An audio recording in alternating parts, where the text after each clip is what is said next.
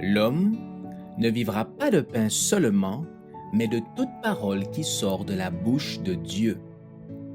Voici votre moment de méditation quotidienne.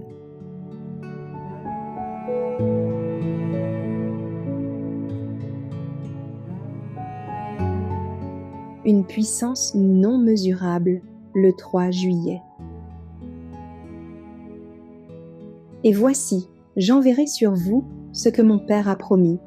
Mais vous, restez dans la ville jusqu'à ce que vous soyez revêtus de la puissance d'en haut.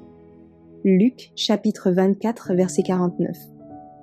La présence visible du Christ était sur le point de leur être ravie. Mais ils recevraient une nouvelle puissance. Le Saint-Esprit leur serait envoyé dans sa plénitude, les marquant de son sceau pour leurs tâches. Pour obéir à l'ordre du Christ, ils attendirent à Jérusalem la réalisation de la promesse du Père, l'effusion du Saint-Esprit. Mais cette attente ne se passa pas dans l'oisiveté. L'Écriture dit qu'ils étaient continuellement dans le temple, louant et bénissant Dieu. Luc chapitre 24, verset 53. Ils se réunissaient aussi pour présenter leurs requêtes au Père au nom de Jésus. Plus haut, toujours plus haut, ils élevaient la main de la foi, forts du puissant argument que Christ est mort. Bien plus, il est ressuscité. Il est à la droite de Dieu et il intercède pour nous. Romains chapitre 8, verset 34. Les disciples priaient avec une intense ferveur afin de pouvoir affronter les pécheurs et prononcer des paroles qui les amèneraient à la repentance. Faisant table rase de toute divergence, de tout désir de suprématie, ils s'unissaient étroitement dans la communion chrétienne. Ils se rapprochaient de plus en plus de Dieu. Pendant ces jours de préparation, les disciples sondèrent leur cœur.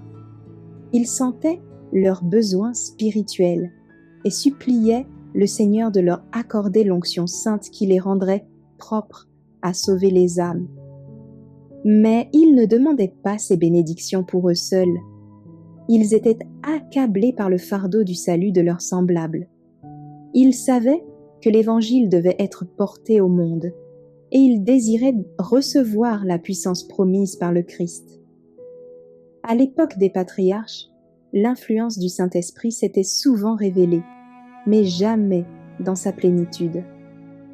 Maintenant, pour obéir à la parole du Sauveur, les disciples réclamaient ce don, et dans le ciel, le Christ y ajoutait son intercession.